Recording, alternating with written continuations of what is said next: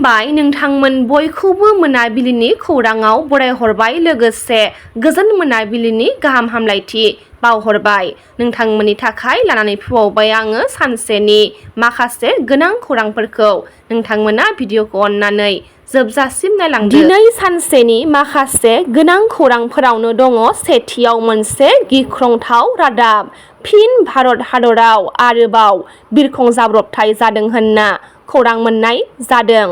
भारत हादरनि केदारनाथआव दिनै फुंबिलि समाव गिख्रंथाव हेलिकप्टार जाब्रबथाय जादों होनना मिथिनो मोन्दों।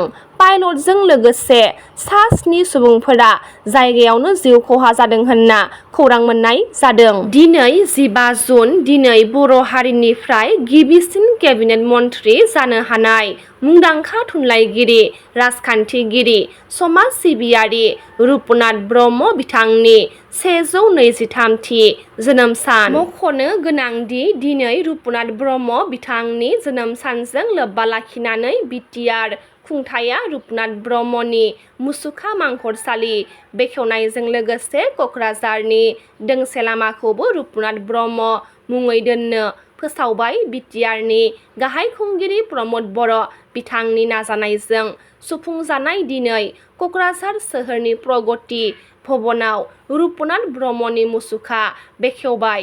लोगोसेनो रुपनाथ ब्रह्म बिथांनि आंगो गामि औवाबारि गामियाव रुपनाथ ब्रह्मनि मांखरसालिखौबो बेखेवबाय। आरोबाव बेजों लोगोसेनो क'क्राझार सोहोरनि आर.एन.बि. लामानिफ्राय जागायना औवाबारि जानानै बावखुंग्रि थांनाय EM/MCLA थाग्रा खथासिम थांनाय लामाखौबो रुपनाथ ब्रह्म बिथांनि मुङै दोननाय जासिगोन होननानै फोसावबाय बिटिआरनि गाहाय खुंगिरि प्रमद बर' बिथाङा।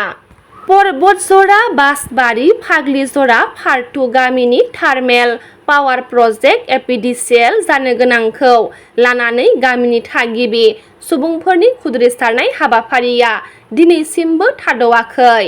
बे हाबाफारिखौनो थांनाय मैया परबतजरा जिल्लानि मोनब्रै आफाद जेरै बर' थुनलाइ आफाद, ट्राइबेल संघ बर' समाज आफाद आरो हारिमु आफादफोरा जथायै थासारिनि सोमोन्दै गामिनि रायजो राजाफोरजों सावरायनो थाखाय गामिनि गावबुरा सनेन्द्र ब्रह्मखौ गिबियै खौरां हरनाय जादोंमोन। नाथाय दुखुनि बाथ्रा खौरां होखानाय एबा मबाइलजों रायज्लायहरनायखौ फैमाल खालामना परबतजरा जिल्लानि मोनब्रै आफादफोरनि नुजाथिनायाव गाग्लोबनाय जाथायखौसो नुनो मोननाय जादों। मख'नो गोनांदि थार्मेल पावार प्रजेक्ट APDCLखौ लानानै दावराव दावसि जानाय समाव माहारियारि आफादफोरखौ हांख्रायदोंमोन लोगोसे समखौ लानानै बिथांमोना नुजाथिहैदोंमोन। बे समावनो गामिनि थागिबि सुबुंफोरा गाग्लोबदों। मोनब्रै आफादफोरनि सायाव सोरनिबा मोदोमाव आखाइ होदों, सोरनिबायाव गस्ला हमना सोमावदों आरो आइजो बिमा माहारिनि खुगानिफ्राय गाज्रि राव बाहायनाय, बाइकनि साबि लानाय, मबाइल सिख'नाय आरो बड'सा ब्रह्म फेसबुक पेजआव सिखाव बुंनाय राव, जर जुलुमै खौरां बिजोङाव बुंहोनाय बायदि बायदि।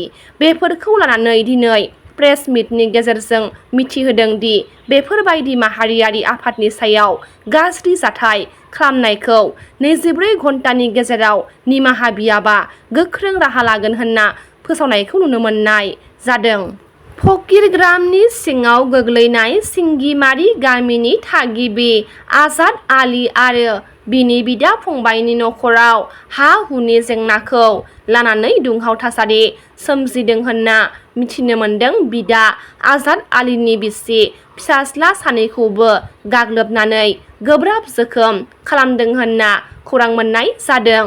बुजानाय निलिमा आरो बिनि फिसाज्ला सानैबो क'क्राझारनि मेडिकेलाव फाहामथाय लागासिनो दङ होनना खौरां मोननाय जादों। दासान्दि बिटिआरआव परबतजरानि हाखौ लानानै दुंहाव थासारि सोमजिनायखौ जोङो नुनो मोनगासिनो दङ। प्रहलाद ब्रह्मनि हेंथायै गोख्रों फिनजाथाय होदों सिम्बोरगाव दख'रा ABSUआ खौरां मेलनि गेजेरजों। प्रहलाद ब्रह्म बायदि मोनफ्रोमबो संगठननिफ्राय एरख'जानाय मानसिया जुदि रायजो राजाफोरनि मोजां सानमारदोंब्ला बै समावनो संगठनाव थानाय समाव फैसा लानानै मानो जौ जुवानि पारमिसन होबोआमोन होनना गोख्रों बुंथिदों अनिल कुमार बसुमतारिया। परबतजरानि दुंहाव थासारियाव एबसुखौ आरो एबसुनि आफादगिरि दिपेन बर' बिथांखौ सरजाबनानै गाज्रियै बाथ्रा बुंनायनि थाखाय क'क्राझार जिल्ला एबसुनि बेन्दोङाव थानाय सिम्बोरगाव दख'रा एबसुनि आफादगिरि अनिल कुमार बसुमतारिया गोख्रों फिनजाथाइ होदों खौरां मेलनि गेजेरजों। दिनै सानसेनि रादाब फरायथिनाया एसेनोसै। गाबोन फिन गोदान रादाब लाना लोगो मोनगोन। नोंथांमोना भिडिअखौ जोबजासिम नायबायब्ला अन्नानै लाइक, शेयार, कमेन्ट लोगोसे साबस्क्राइब खालामनानै होदो। गोजोन्थों।